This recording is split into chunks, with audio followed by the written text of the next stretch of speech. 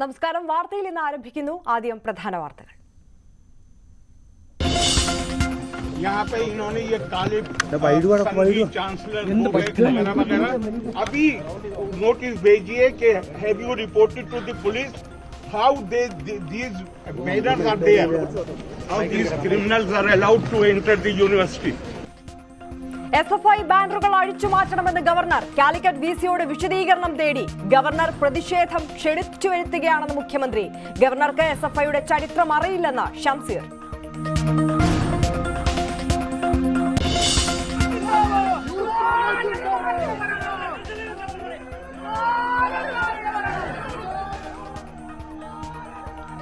റാന്നിയിലും മുഖ്യമന്ത്രിക്ക് നേരെ കരിങ്കൊടി. യൂത്ത് കോൺഗ്രസുകാരെ നേരിട്ട് ഡിവൈഎഫ്ഐ. പതിവ് പോലെ കാഴ്ചക്കാരായി പോലീസ്. പ്രവർത്തകരെ ഇനിയും തല്ലിയാൽ ഗുരുതര പ്രത്യാഘാതമെന്ന് സുധാകരൻ.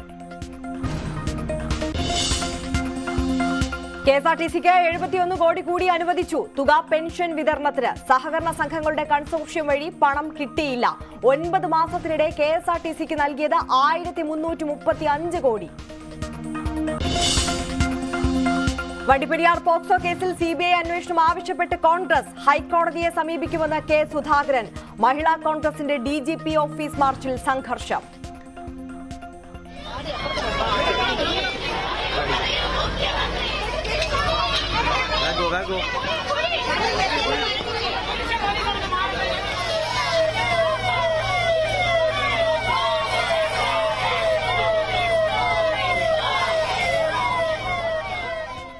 കൊച്ചിയിൽ 52കാരിയെ ബലാത്സംഗം ചെയ്ത കേസിൽ തെളിവെടുത്തു. തെക്കൻ ജില്ലകളിൽ മഴ ശക്തം. തീരദേശത്ത് ജാഗ്രത. സന്നിധാനത്തും മഴ. ഭക്തരുടെ എണ്ണത്തിൽ കുറവ്. വയനാട്ടിൽ നരഭോജി കടുവയെ പിടികൂടാനാകാതെ വനം വകുപ്പ്. കല്ലൂർ കുന്നിൽ പശുവിനെ കൊന്നത് വാഗേരിയിലെ കടുവ തന്നെ. ആതിരപ്പള്ളിയിൽ വഴി തടഞ്ഞ് ഒറ്റയാൻ കട്ടപ്പ. പത്തനംതിട്ടയിൽ തള്ളയാര ഉപേക്ഷിച്ച കുട്ടിയാന ചരിഞ്ഞു.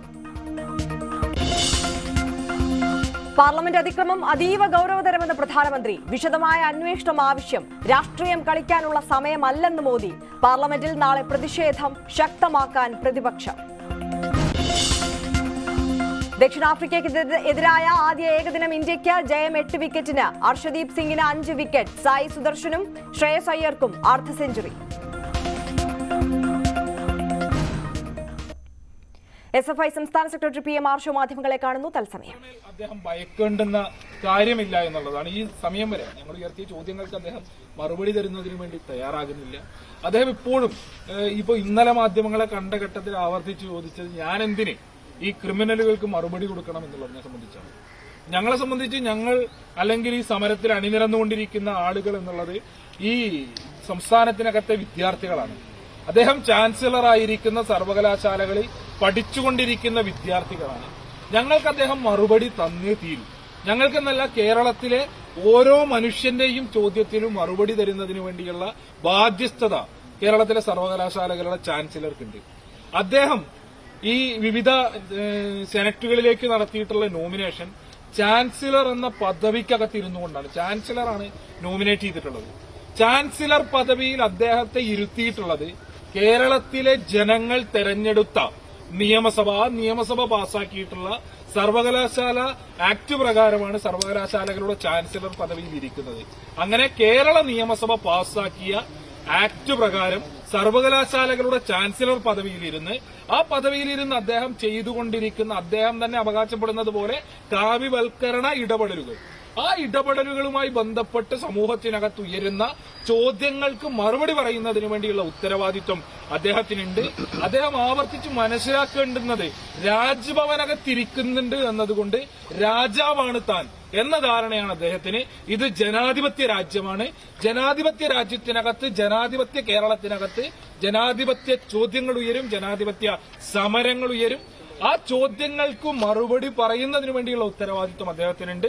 മറുപടി പറയിക്കും എന്നുള്ളതാണ് കേരളത്തിന്റെ സമരചരിത്രം. ഈ ഗവർണർ വന്ന സമയത്ത് തന്നെ നിങ്ങൾ സമരം നേരത്തെ പ്രഖ്യാപിച്ചിരുന്നു. ഗവർണർ ചോദിച്ച ചോദ്യം, എവിടെ ഞാൻ വരുന്ന വഴിക്ക് എവിടെയും പ്രതിഷേധം കണ്ടിട്ടുണ്ടോ, ഒരു SFIക്കാരെയും കണ്ടില്ലെന്നുള്ള തരത്തിലാണ് അദ്ദേഹം പരാമർശിച്ചത്.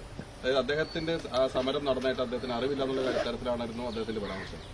അല്ല, അദ്ദേഹത്തിന്റെ ഓരോ പ്രതികരണവും ഇപ്പൊ ഞാൻ നേരത്തെ തന്നെ പലയാവർത്തി പറഞ്ഞു.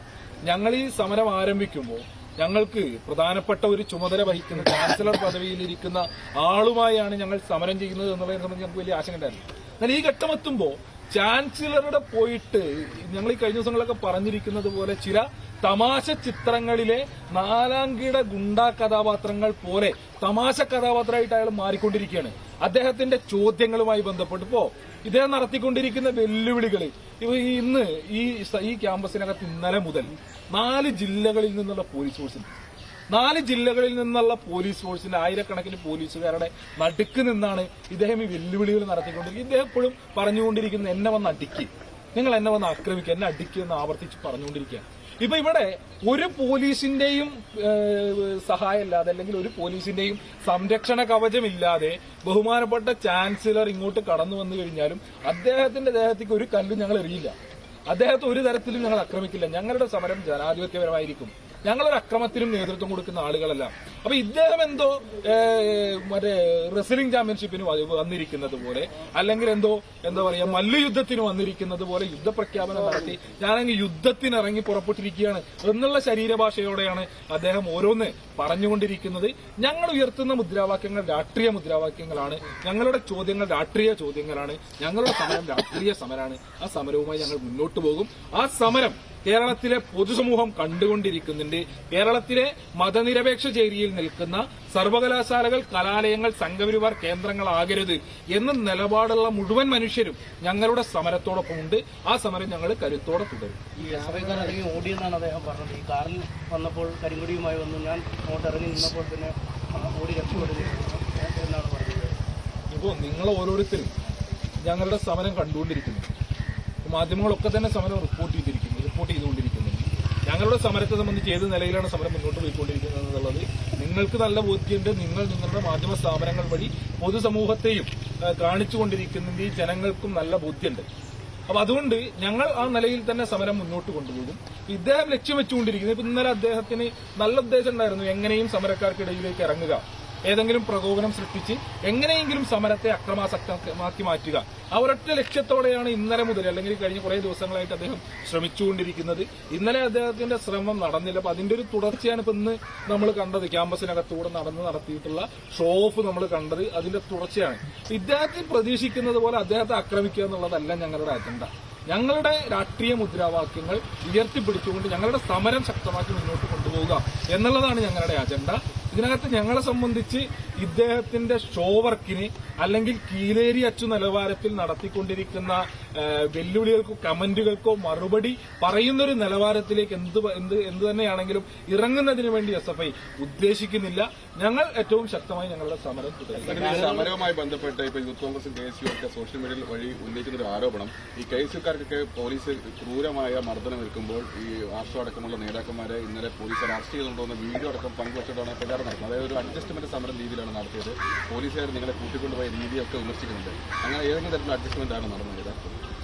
ഇന്നലെ ഞങ്ങളുടെ സമരം ആരംഭിച്ച് ആദ്യം ക്യാമ്പസിനകത്ത് 1 മണിക്കൂറോളം നീണ്ടു നിൽക്കുന്ന നിലയുണ്ടായിരുന്നു. 1 മണിക്കൂറിന് മുകളിൽ സമയമെടുത്ത് പോലീസിനെ സംബന്ധിച്ച് സമരത്തിലുണ്ടായിരുന്ന ആളുകളെ അറസ്റ്റ് ചെയ്ത് നിൽക്കുന്നതിന് വേണ്ടി. അതിനുശേഷവും ഞങ്ങളുടെ സമരം ഞങ്ങൾ തുടർന്നു. ഏത് നിലയിലാണ് എസ്എഫ്ഐയുടെ സമരസഖാക്കൾക്ക് നേരെ പോലീസ് ഫോഴ്സ് ഉപയോഗിച്ചത് എന്നുള്ളതിനെ സംബന്ധിച്ച് നിങ്ങൾ എല്ലാവരും കണ്ടിട്ടുള്ളതാണ്.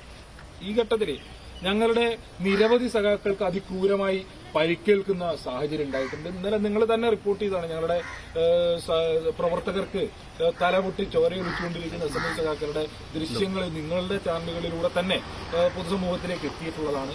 ഞങ്ങളുടെ സംസ്ഥാന നേതൃത്വത്തിലുള്ള സഖാക്കൾക്കടക്കം വലിയ പരിക്കേൽക്കുന്ന നിലയുണ്ടായിട്ടുണ്ട്. ഞങ്ങളെ സംബന്ധിച്ച് ഞങ്ങൾ സമരത്തിലേക്ക് ഇറങ്ങുമ്പോൾ എല്ലാ തരത്തിലുള്ള ഇപ്പോ പോലീസ് നടപടിയാണെങ്കിലും നിയമ നടപടിയാണെങ്കിലും അത് അതിന്റെ ഏറ്റവും രൂക്ഷമായ നിലയിൽ തന്നെ ഉണ്ടാകും എന്ന നല്ല ബോധ്യത്തിനകത്ത് നിന്നുകൊണ്ടാണ് ഞങ്ങൾ സമരത്തിനിറങ്ങുന്നത്. ഞങ്ങളെ സംബന്ധിച്ച് ഏത് അക്രമം ഉണ്ടായാലും ഏത് തരത്തിലുള്ള ഫോഴ്സ് ഉപയോഗപ്പെടുത്തിയാലും ഞങ്ങളുടെ സമര മുദ്രാവാക്യത്തിൽ നിന്ന് പുറകോട്ടില്ല എന്നുള്ളത് ഞങ്ങളുടെ ഒന്നാമത്തെ നിലപാട്.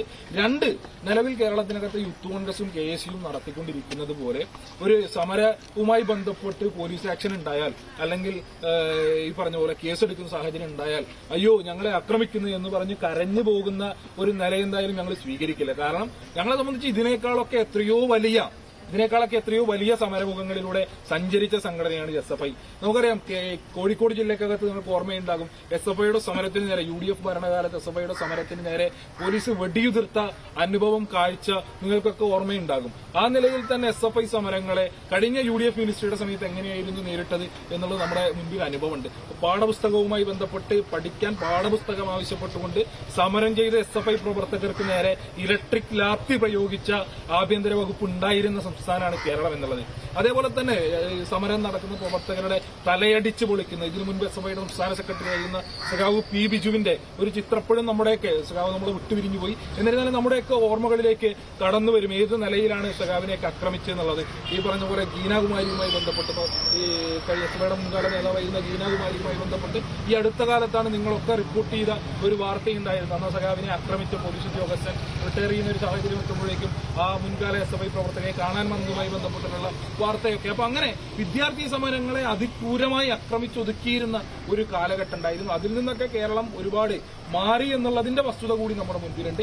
ഞങ്ങളെ സംബന്ധിച്ച് ഏതു തരത്തിലുള്ള പോലീസ് ആക്ഷൻ ഉണ്ടായാലും ഏത് തരത്തിലുള്ള നിയമപരമായിട്ടുള്ള നടപടി ഉണ്ടായാലും അതിനെയൊക്കെ പ്രതീക്ഷിച്ചുകൊണ്ട് അതൊക്കെ കണ്ടുകൊണ്ട് തന്നെയാണ് വിരുദ്ധമായി യൂണിവേഴ്സിറ്റി സെനറ്റിൽ RSS ABVP പ്രതിനിധികളെ ഉൾപ്പെടുത്തിയതിൽ ഗവർണർ മറുപടി പറയണമെന്ന് ആവർത്തിക്കുകയാണ് SFI. സമരവുമായി മുന്നോട്ടു പോകുമെന്നും SFI സംസ്ഥാന സെക്രട്ടറി PM ആർഷോ നിലപാട് വ്യക്തമാക്കുന്നു. ശബരിമല വാർത്തകൾ.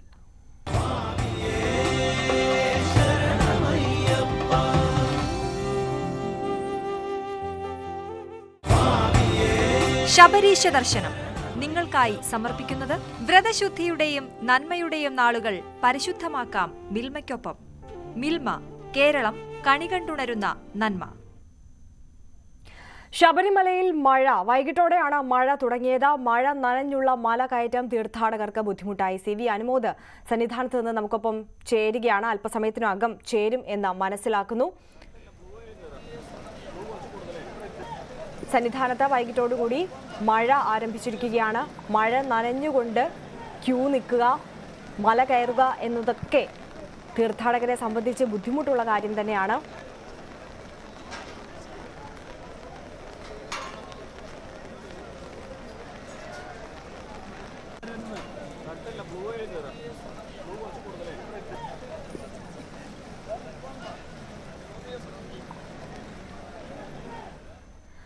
അനുമോദിലേക്ക് തിരികെ എത്താം. ശബരിമലയിൽ എത്തുന്ന കുട്ടികൾക്കും പ്രായമായവർക്കും പ്രത്യേക ദർശന സൗകര്യം ഒരുക്കി ദേവസ്വം ബോർഡ്. ശ്രീകോവിലിനടുത്ത് പ്രത്യേക ഗേറ്റ് സ്ഥാപിച്ചാണ് സംവിധാനം ഒരുക്കിയത്.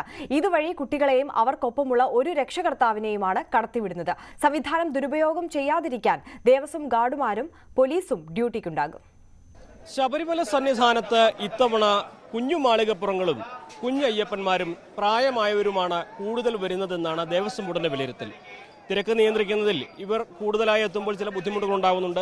ഇവർക്ക് വേണ്ട രീതിയിൽ ദർശനം നടത്താൻ കഴിയാത്ത സാഹചര്യങ്ങൾ ഉണ്ടാകുന്നുണ്ട്. ഇത്തരത്തിലുള്ള പരാതി വ്യാപകമായി ഉയർന്നപ്പോൾ അതിനൊരു പരിഹാരം കാണുകയാണ് ദേവസ്വം ബോർഡ് ഇപ്പോൾ ചെയ്തിരിക്കുന്നത്. ഓവർ ബ്രിഡ്ജിന് താഴെ, അതായത് 18ാം പടി കയറി അയ്യപ്പന്റെ മുൻപിലേക്ക് എത്തുന്നതിന് മുൻപ് ഓവർ ബ്രിഡ്ജിലൂടെയാണ് അയ്യപ്പന്മാർ വരുന്നത്. ആ ഓവർ ബ്രിഡ്ജിന് താഴെ ഒരു കവാടം വെച്ച് അതുവഴി അയ്യപ്പന്മാരെയും കുഞ്ഞു മാളികപ്പുറങ്ങളെയും പ്രായമായവരെയും എല്ലാം കടത്തിവിടുക എന്നുള്ളതാണ് ഇപ്പോൾ ചെയ്തിരിക്കുന്നത്. നമ്മളിപ്പോൾ കാണുന്നത് 18ാം പടിയിൽ നിന്നും ഈ വഴിയിലേക്ക് എങ്ങനെ കടക്കാമെന്നുള്ളതാണ്.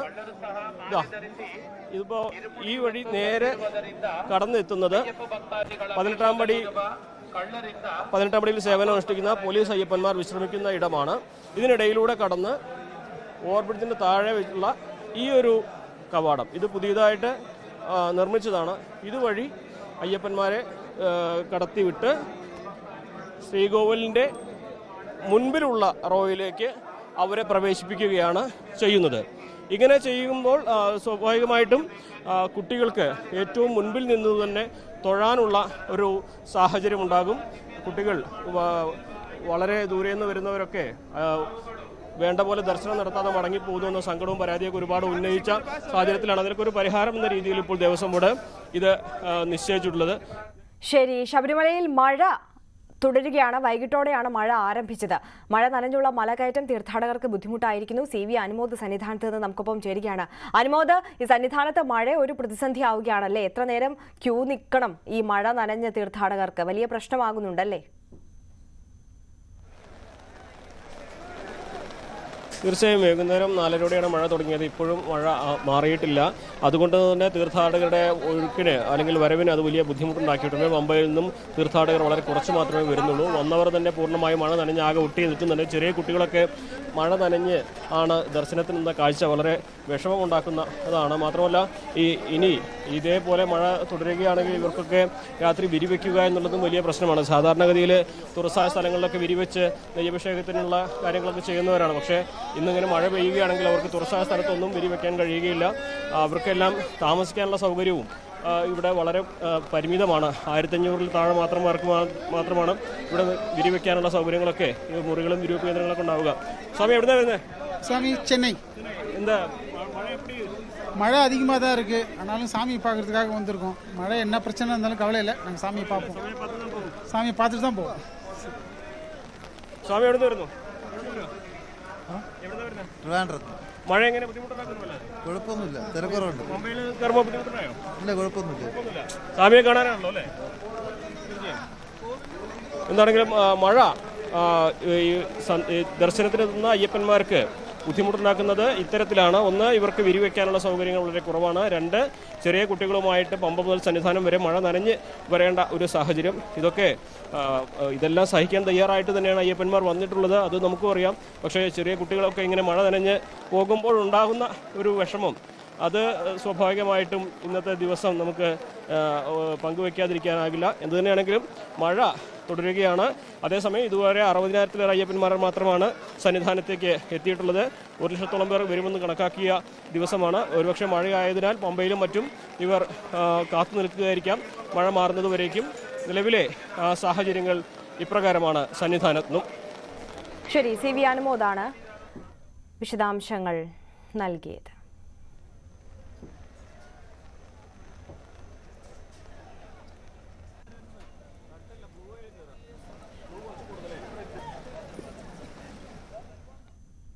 മുഖ്യമന്ത്രിയുടെ വാഹനത്തിന് നേരെ റാന്നിയിൽ യൂത്ത് കോൺഗ്രസ് പ്രവർത്തകർ കരിങ്കൊടി എറിഞ്ഞു. കമ്പിൽ കെട്ടിയാണ് കരിങ്കൊടി എറിഞ്ഞത്. പോലീസ് സാന്നിധ്യത്തിൽ യൂത്ത് കോൺഗ്രസ് പ്രവർത്തകർക്ക് നേരെ ഡിവൈഎഫ്ഐ ആക്രമണം നടത്തി.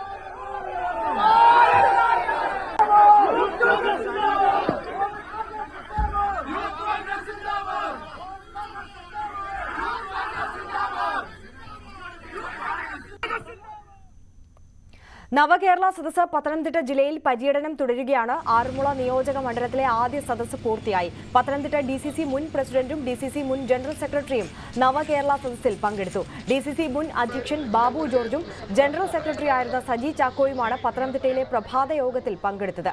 നവകേരള സദസ്സ് ജനകീയ പരിപാടിയാണെന്ന് ബാബു ജോർജ് പറഞ്ഞു. അതേസമയം പ്രഭാത യോഗത്തിൽ പത്തനംതിട്ട മുസ്ലിം ജമാഅത്ത് പ്രതിനിധികൾ പങ്കെടുത്തില്ല. ജസ്റ്റിസ് ഫാത്തിമ ബീവിയുടെ നിര്യാണത്തിൽ മന്ത്രിമാർ പങ്കെടുക്കാത്തതിൽ പ്രതിഷേധിച്ചാണ് വിട്ടുനിന്നത്. വണ്ടിപ്പെരിയാർ കേസിലെ പോലീസ് വീഴ്ചയ്ക്കെതിരെ മഹിളാ കോൺഗ്രസ് പ്രവർത്തകർ നടത്തിയ മാർച്ചിൽ സംഘർഷം. ആൽത്തറ ജംഗ്ഷനിൽ ബാരിക്കേഡ് തീർത്ത പ്രതിഷേധക്കാരെ പോലീസ് തടഞ്ഞു. ബാരിക്കേഡ് മറിച്ചിട്ട പ്രവർത്തകർക്ക് നേരെ പോലീസ് ജലപീരങ്കി പ്രയോഗിച്ചു.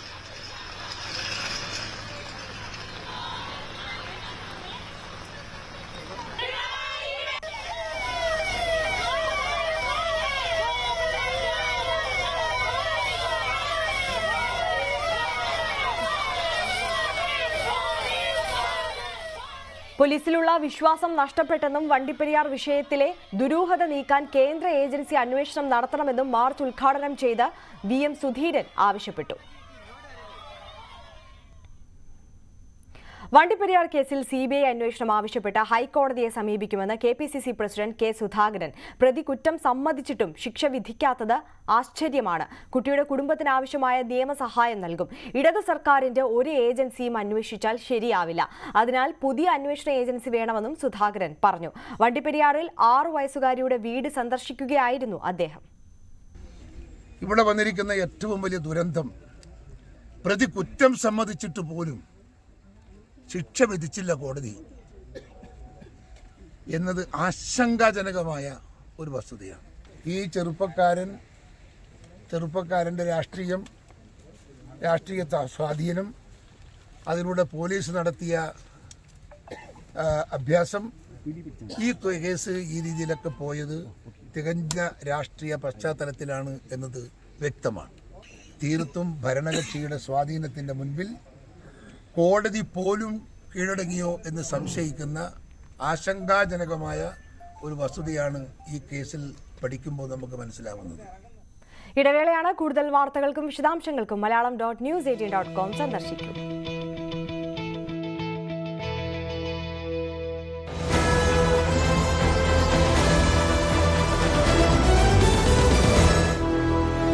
KSFE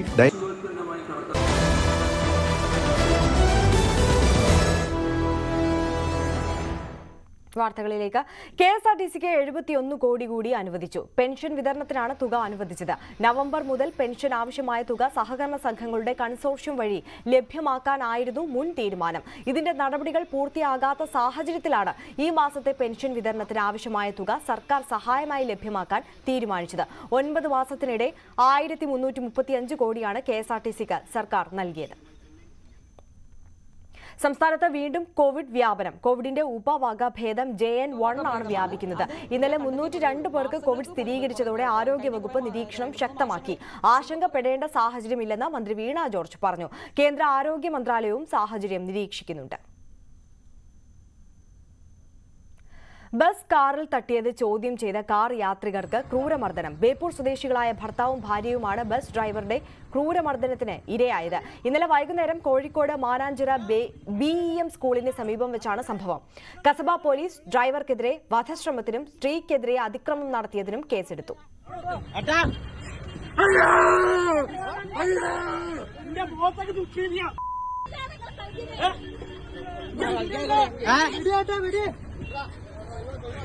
അയ്യോ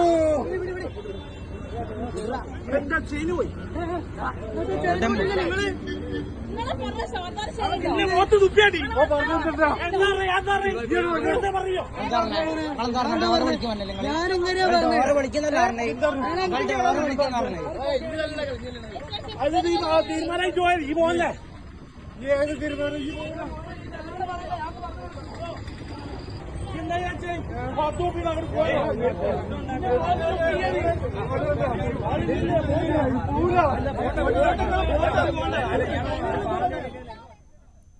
ഇനി ഇന്നത്തെ സ്വർണം വെള്ളി പ്ലാറ്റിനം നിരക്കുകൾ. കരകൻസ് റോയൽ ജ്വല്ലറി ഇന്നത്തെ സ്വർണ്ണവില ബ്രോട്ട് യു ബൈ പൈതൃകത്തിന്റെ പൊന്നിന് പുതുമയുടെ മുദ്രണം. കരകൻസ് റോയൽ ജ്വല്ലറി, കുന്നംകുളം. സ്വർണ്ണഗ്രാമിന് 5750 രൂപ, പവന് 46,000 രൂപ, വെള്ളി ഗ്രാമിന് 80 രൂപ, കിലോഗ്രാമിന് 80,000 രൂപ, പ്ലാറ്റിനം ഗ്രാമിന് 3364 രൂപ. കരകൻസ് റോയൽ ജ്വല്ലറി ഇന്നത്തെ സ്വർണ്ണവില ബ്രോട്ട് യു ബൈ പൈതൃകത്തിന്റെ പൊന്നിന് പുതുമയുടെ മുദ്രണം. കരകൻസ് റോയൽ ജ്വല്ലറി, കുന്നംകുളം. വാർത്തയിൽ ഇന്ന് പൂർണ്ണമാകുന്നു. കൂടുതൽ വാർത്തകൾക്കും വിശദാംശങ്ങൾക്കും malayalam.news18.com സന്ദർശിക്കുക. നമസ്കാരം.